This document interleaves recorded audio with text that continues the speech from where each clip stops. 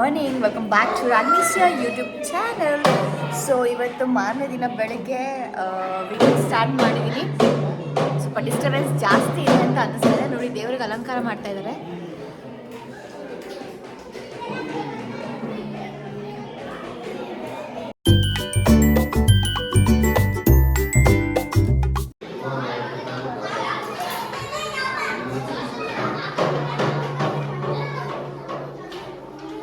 ಮನೆ ಓನರ್ ಬರ್ತಾ ಇದ್ದಾರೆ. ಇವರೇ ಮನೆಯ ಓನರ್.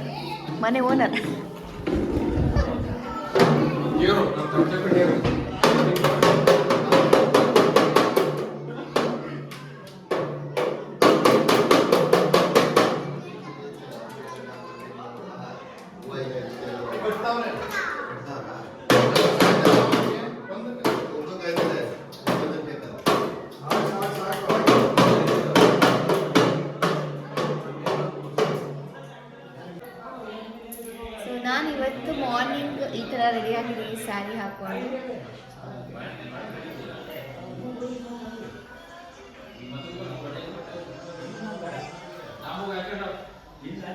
ಇವತ್ತು ದೇವ್ರ ಉತ್ಸವ ಇರೋದ್ರಿಂದ ಸ್ಯಾರಿ ಹಾಕ್ಕೊಂಡಿರೋದು. ಆ್ಯಂಡ್ ನೇಲ್ಸ್ ಇನ್ನು ರೆಡಿ ಆಗಿಲ್ಲ. ಯಾಕಂತ ರೆಡಿ ಆಗಿಲ್ಲ?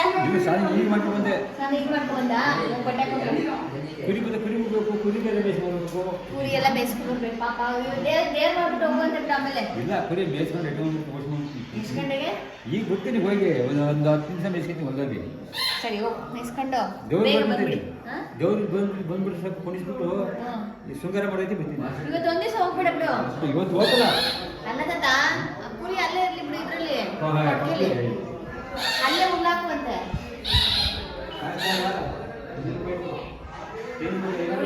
ದೇವ್ರದ್ದು ಅಲಂಕಾರ ಎಲ್ಲ ಮುಗಿದಿದೆ.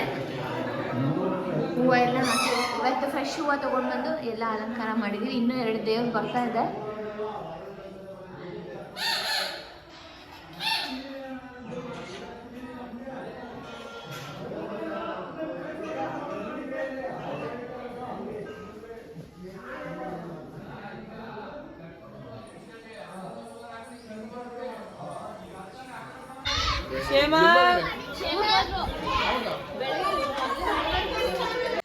ಬೆಳಗ್ಗೆ ತಿಂಡಿ ಮುಗಿಸಿ ದೇವ್ರು ಬರೋದಕ್ಕೆ ಇನ್ನೂ ಟೈಮ್ ಆಗುತ್ತೆ ಅಂತ ಹೇಳಿಬಿಟ್ಟು ಹಾಗೆ ಮಿಕ್ಕಿದ್ದು ಹೂವುಗಳನ್ನ ಕಟ್ತಾ ಇದ್ವಿ. ಸ್ವಲ್ಪ ಹೀಗೆ ಬಿಡಿ ರೋಸ್ಗಳೆಲ್ಲ ಮಿಕ್ಕಿತ್ತು.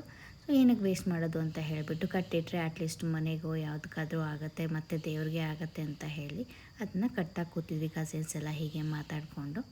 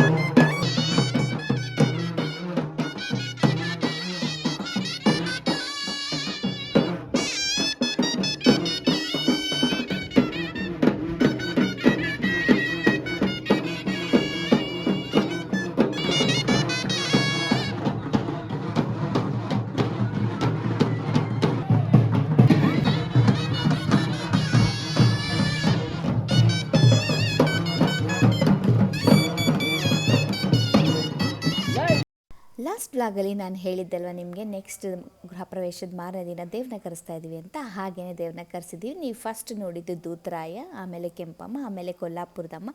ಇದನ್ನು ಕರೆಸಿದ್ದು ಬಜ್ಗೂರಿಂದ. ಹಾಗೆ ನಮ್ಮೂರು ದೇವ್ರು ಕೂಡ ಇದೆ, ಮಾಯಮ್ಮ ದೇವಿ.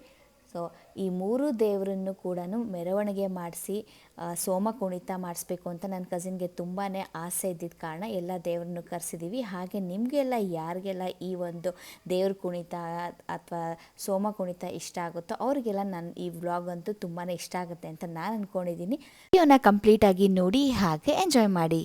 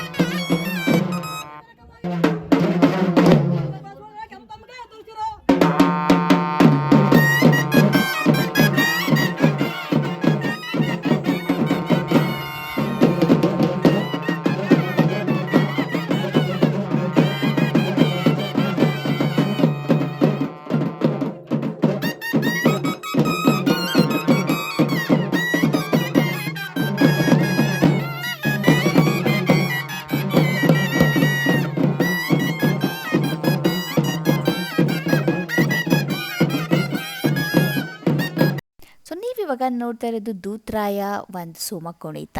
ನಮ್ಮೂರಲ್ಲಿ ಹೀಗೆ ಮಾಡೋದು. ಸೊ ನಿಮ್ಮೂರ ಕಡೆಯೂ ಇದೇ ಥರ ಮಾಡ್ತೀರಾ ಅಂತ ಹೇಳಿ ನಾನು ಒಂದು ಕಮೆಂಟ್ ಬಾಕ್ಸಲ್ಲಿ ಕಮೆಂಟ್ ಮಾಡಿ.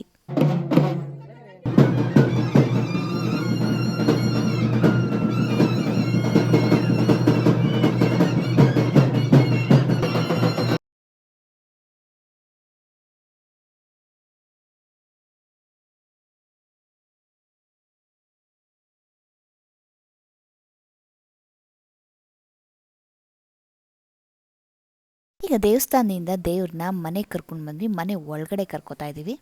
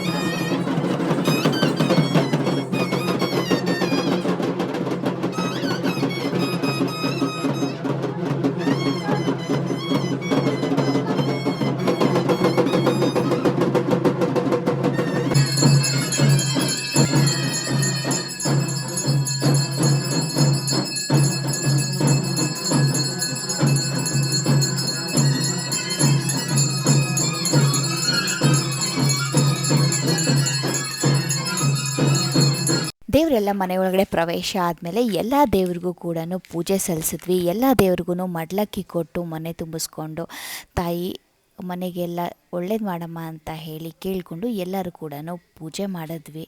ನೋಡಿ ಎಷ್ಟು ಚೆನ್ನಾಗಿ ಕಾಣಿಸ್ತಾ ಇದೆ ದೇವರು ಅಲ್ವಾ. ನನಗಂತೂ ತುಂಬಾ ಖುಷಿ ಆಯಿತು ದೇವ್ರ ಹತ್ರದಿಂದ ನೋಡಿ.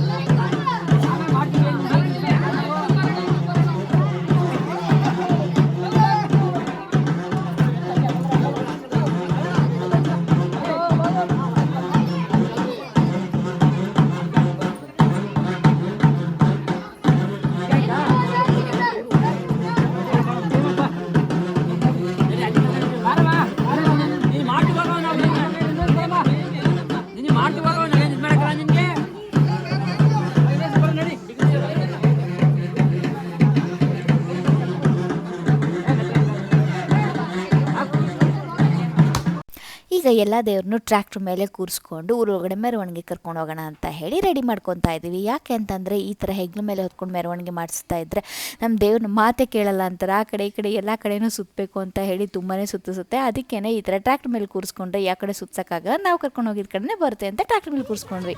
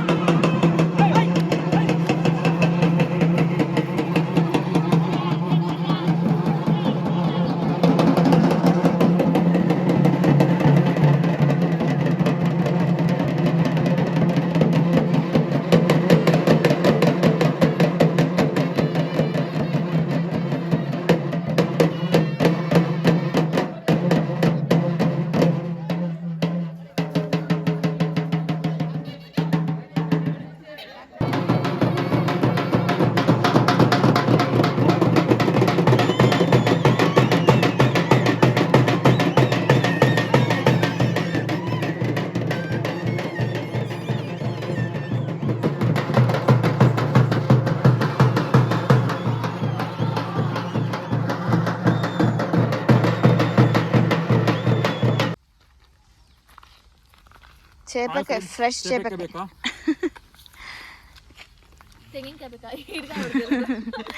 ದೇವ್ರಿಗೆ ಈಡ್ಗಾಯಿ ಹೊಡೆದಿರೋ ತೆಂಗಿನಕಾಯಿ, ನಮ್ದೇ ಮರದಲ್ಲಿ ಬಿಟ್ಟಿರೋ ಚೇಪೆಕಾಯಿ. ಒಬ್ಳೆ ತಿಂತದಳೆ, ನಂಗೆ ಕೊಡ್ದಿರ. ಒಂದು ಕೊಟ್ಟೆ ಆಗ್ಲೇ. ಹಾ ಏಕೆ ಎಳ್ಳೀರು? ಅಯ್ಯೋ ಬೇಡ ಇವಾಗ ಡ್ರೆಸ್ ಎಲ್ಲ.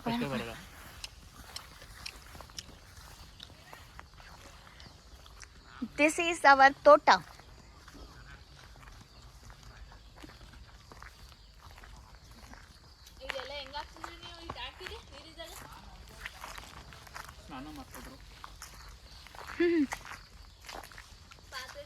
ಇದೆಲ್ಲ ಜೋಳದ ಕಡ್ಡಿ, ಹಸುಗೆ ಮೇವ್ಗೆ ಅಂತ. ಇದು ಹಲಸಣ್ಣ ಮರ. ಇಲ್ಲ ಸದ್ಯಕ್ಕೆ ನೀವು ತೆಗಿತಾ ಇರೋದು ನೀವೇ ಓನರು.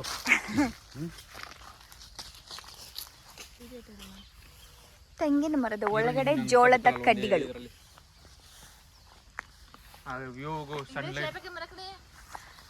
ಇದೇ ಚೇಪೆಕಾಯಿಯ ಮರ. ಹಾ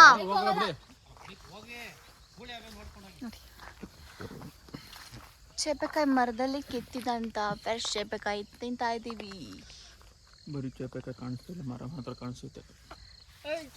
ಅಲ್ಲಿದೆಯಲ್ಲ, ಯಾಕಿಲ್ಲ? ಇದೆ, ಜಾಸ್ತಿ ಹಣ್ಣಿಲ್ಲ. ಸನ್ಸೆಟ್ ಆಗ್ತಾ ಇದೆ. So finally done with today's day. Sunset ಆಗ್ತಾ ಇದೆ. ದೇವರೆಲ್ಲ ಇವಾಗ ಮೆರವಣಿಗೆ ಮುಗಿಸ್ಕೊಂಡು, 2 ದೇವರು ಅವ್ರ ಊರಿಗೆ ಹೋದಿತ್ತು ವಾಪಸ್ಸು. ಇವಾಗ ನಮ್ಮೂರ ದೇವರು ಮತ್ತು ಅಲ್ಲೋಗಿ ಸೋಮ ಕುಣಿತಾರೆ, ಅದನ್ನು ನೋಡಬೇಕು. ಇವಾಗ ಹೊರಟಿದೆ ದೇವರು. ನಾವು ತೋಟದಲ್ಲೆಲ್ಲ ಒಂದು ರೌಂಡ್ ಹಾಗೆ ಓಡಾಡ್ಕೊಂಡು ಹೋಗೋಣ ಅಂತ ಹೇಳಿ ಬಂದ್ವಿ.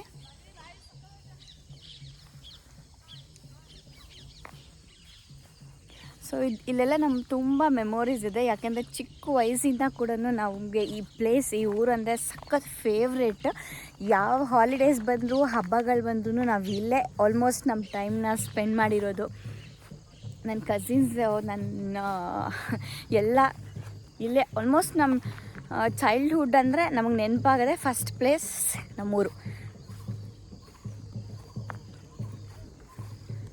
ಬಟ್ ಅವಾಗೆಲ್ಲ ಏನಿರ್ತಿತ್ತು ಅಂದರೆ ಕಸಿನ್ಸ್ ಎಲ್ಲ ಮೀಟ್ ಮಾಡ್ತಾಯಿದ್ದೀವಿ, ಹಬ್ಬ ಬಂತು ಅಥವಾ ರಜೆ ಬಂತು ಅಂದರೆ ಸಾಕು, ಅಷ್ಟು ಎಷ್ಟು ಆಸೆ ಆಗ್ತಿತ್ತು ಅಂದರೆ ಊರಿಗೆ ಹೋಗ್ತಿದ್ದೀವಿ, ಎಲ್ಲರನ್ನೂ ನೋಡ್ಬೋದು, ಚೆನ್ನಾಗಿ ಮಜಾ ಮಾಡ್ಬೋದು ಅಂತೆಲ್ಲ ಇರ್ತಾಯಿತ್ತು. ಬಟ್ ಇವಾಗಿನ ಮಕ್ಳಿಗೆ ಆ ಒಂದು ಖುಷಿ ಏನೂ ಇರೋದೇ ಇಲ್ಲ. ಯಾಕೆಂದರೆ ಅವ್ರಿಗೆ ಊರುಗಳೇ ಇರೋದಿಲ್ಲ. ಬರೀ ಬ್ಯಾಂಗ್ಳೂರಲ್ಲೇ ಬರೀ ಮಾಲ್ಸ್ ಈ ಥರನೇ ಟೈಮ್ ಪಾಸ್ ಮಾಡ್ತಾರೆ. ಅವರು ವೀಕೆಂಡ್ಸ್ ಆಗಿರ್ಬೋದು, ಸಮ್ಮರ್ ವೆಕೇಷನ್ಸ್ ಆಗಿರ್ಬೋದು, ಆ ಥರ. ಸೊ ನಮ್ಮ ಚೈಲ್ಡ್ಹುಡ್ ಎಲ್ಲ ತುಂಬ ಮೆಮೊರಬಲ್ ಆಗಿತ್ತು.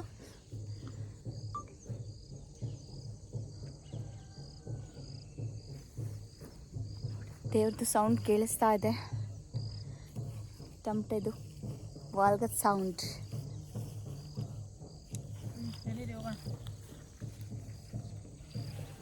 ಅಮ್ಮ ನಿನ್ಗೇನು ಮೆಮೊರೀಸ್ ಇದೆ ಊರಲ್ಲಿ?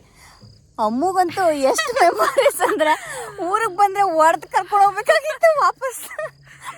ನಾನು ಬರಲ್ಲ, ನಾನು ಇಲ್ಲೇ ಸ್ಕೂಲ್ ಸೇರ್ಕೊತೀನಿ. ಹತ್ರ ಹೋದೆ ತಿನ್ಬಿಟ್ಟಿದ್ದೀನಿ ವಾಪಸ್ ಊರವರೇ ಹೊಡೆದು ವಾಪಸ್ ಕಳಿಸ್ತಾ ಇದ್ರು.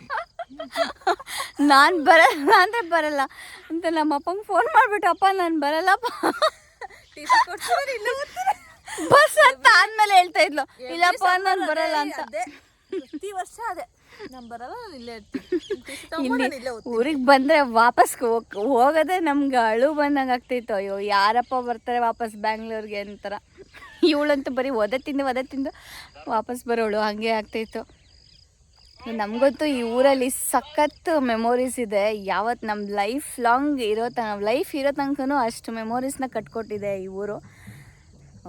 ನಿಮಗೆಲ್ಲ ಈ ಥರ ಒಂದು ಊರು ಅಥವಾ ಬ್ಯಾಕ್ಗ್ರೌಂಡ್ ಇರುತ್ತಾ ಅಂತ ನಂಗೆ ಗೊತ್ತಿಲ್ಲ. ಸೊ ನಮಗಂತೂ ಟು ಬಿ ಫ್ರ್ಯಾಂಕ್ ಈ ಥರ ಆಂಟಿ ಊರಾಗಿರ್ಬೋದು, ಅಪ್ಪ ಊರಾಗಿರ್ಬೋದು, ಅತ್ತೆದೀರು ಊರಾಗಿರ್ಬೋದು. ಸೊ ನಮಗೆಲ್ಲ ತುಂಬ ಚೈಲ್ಡ್ಹುಡ್ಡಲ್ಲಿ ನಾವು ಆಲ್ಮೋಸ್ಟ್ ನಮ್ಮ ಸಮ್ಮರ್ನ ನಾವು ಸ್ಪೆಂಡ್ ಮಾಡಿರೋದು ಹಳ್ಳಿಗಳಲ್ಲೇ. ನಮ್ಮದು ತೋಟ ಇದೆ, ಹೊಲ ಇದೆ, ಗದ್ದೆ ಇದೆ, ಹಸುಗಳಿದ್ದಾವೆ, ಕರುಗಳಿದ್ದಾವೆ, ಕುರಿ, ಆಡು, ಕೋಳಿ ಎಲ್ಲ ಇದೆ. ಎಲ್ಲ ನೆನೆಸ್ಕೊತಾ ಇದ್ದರೆ ಒಂಥರ ಖುಷಿ ಅನಿಸುತ್ತೆ. ಯಾಕೆಂದರೆ ನಮ್ಮ ಮಕ್ಕಳಿಗೂ ಕೂಡ ನಮ್ಗೆ ಅಟ್ಲೀಸ್ಟ್ ಊರಾದರೂ ಇದೆ. ನನ್ನ ಮಗನಿಗೆ ಇವಾಗ ಊರಿಗೆ ಕರ್ಕೊಂಡು ಬಂದರೆ ಸಖತ್ ಖುಷಿ. ಅವನಿಗೂ ಕೂಡ ತುಂಬ ಎಂಜಾಯ್ ಮಾಡ್ತಾನೆ. ಇವತ್ತು ದೇವ್ರ ನೋಡಿ ಅವನು ಡ್ಯಾನ್ಸ್ ಮಾಡಿದ್ದಾಗಿರ್ಬೋದು, ಅದೆಲ್ಲ ನೋಡಿದ್ರೆ ಮಕ್ಕಳಿಗೆ ಒಂಥರ ಎನ್ವೈರನ್ಮೆಂಟೇ ಅವ್ರ ಮೈಂಡು, ಮನಸ್ಸು ಎಲ್ಲ ಒಂಥರ ಡಿಫ್ರೆಂಟಾಗಿ ಚೇಂಜ್ ಆಗುತ್ತೆ. ಅವರಿಗೂ ಕೂಡ ಈ ಥರನೂ ಒಂದು ಎಕ್ಸ್ಪೋಜರ್ ಸಿಗುತ್ತೆ ಆ್ಯಕ್ಚುಲಿ ಮಕ್ಕಳಿಗೆ. ನಮಗೆ ಈ ಥರ ಬ್ಯಾಕ್ಗ್ರೌಂಡ್ ಊರನ್ನೋದಿದ್ದರೆ ಕತ್ಲೆ ಆಯ್ತಾಯ್ತಾ ಭಯ ಆಗುತ್ತೆ ಇಲ್ಲಿಂದ ಹೋಗೋಕ್ಕೆ, ಅದಕ್ಕೆ ನಾವು ಬೇಗ ಹೋಗ್ತಿದ್ವಿ. ಸರಿ, ಓಕೆ, ಬೈ. ದುಷ್ಯಂತ ಇಲ್ಲೇ ಇರ್ತೀಯ, ಬರ್ತೀಯಾ?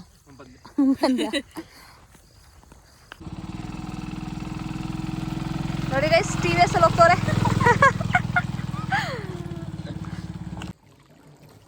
ನೋಡಿ ನಮ್ಮೂರಲ್ಲಿ ಹೆಂಗೆ ನೀರು ಹರಿತಾ ಇದೆ ಅಂತ. ಸೊ ಇಲ್ಲಿಂದ ನಾವು ಅಲ್ಲಿಗೆ ಕ್ರಾಸ್ ಮಾಡಿ ಹೋಗ್ಬೇಕು ಅಂದರೆ ಈ ಸೇತುವೆನ ದಾಟಬೇಕು. ದಾಟ್ಕೊಂಡು ಇಲ್ಲೊಂದು ಸೇತುವೆ ಇದೆ, ಈ ಸೇತುವೆ ದಾಟ್ಕೊಂಡು ಹೋಗ್ಬೇಕು. ಹುಷಾರಾಗಿ ದಾಟಬೇಕು, ಇಲ್ಲಾಂದ್ರೆ ಸೀದಾ ಅದೊಳಗಡೆ ಜಂಪ್ ಆಗಿರ್ತೀವಿ.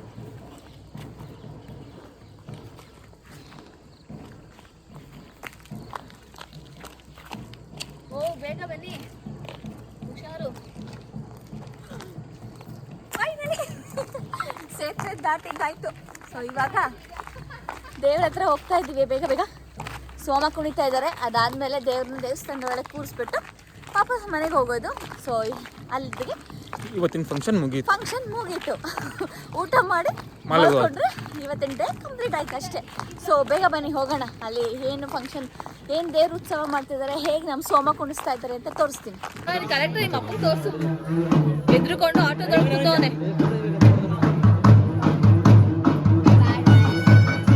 ವಿರಾಟ್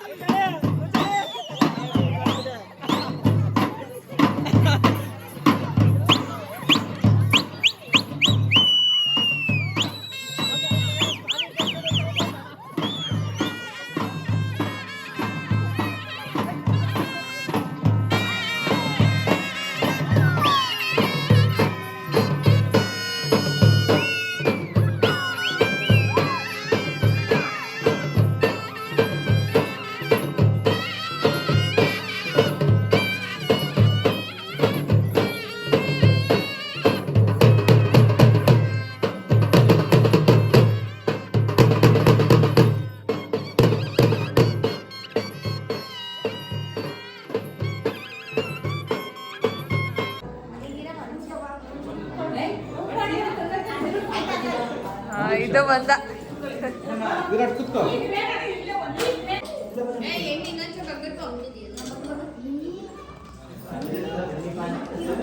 ಕೂದಲು ಮುಚ್ಕೋತೈತೆ.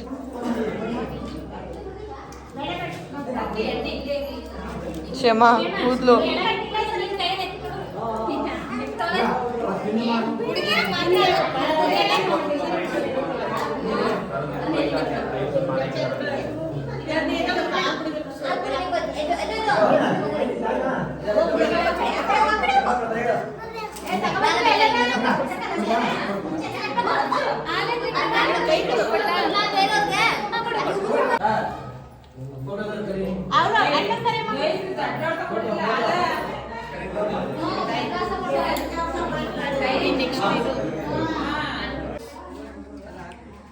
ಹರ್ಷಿ ಹೊಸ್ದಾಗಿ ಟ್ಯಾಟೂ ಹಾಕ್ಸ್ಕೊಂಡಿದ್ದಾನೆ.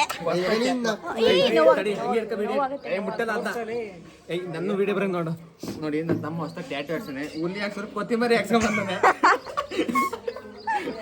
ಸರಿಯಾಗಿ ತೋರ್ಸೋದು ಹರ್ಷಿ.